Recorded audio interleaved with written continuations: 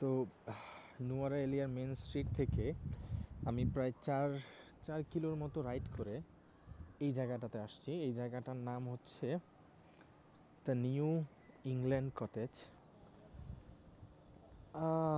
Just look at that. কোন জায়গাতে কমতি রাখছে এই জায়গায়, সৌন্দর্য পুরা কানায় কানায় পরিণত হয়ে গেছে। লুক, আমি জাস্ট অবাক হয়ে গেছি দেখে যে এত সুন্দর। আমার মনে হইতেছে আমি ইংল্যান্ডের কোনো একটা জায়গায় আছি। এটা আমার কোনোভাবেই মনে হচ্ছে না যে আমি শ্রীলঙ্কার নুয়ারা এলিয়াতে আছি। আমার মনে হচ্ছে আমি ইংল্যান্ডে চলে আসছি, সত্যি কথা।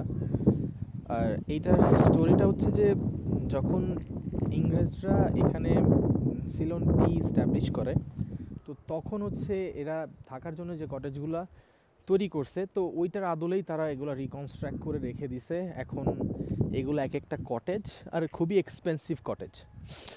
এক্সপেন্সিভ কটেজ এগুলো।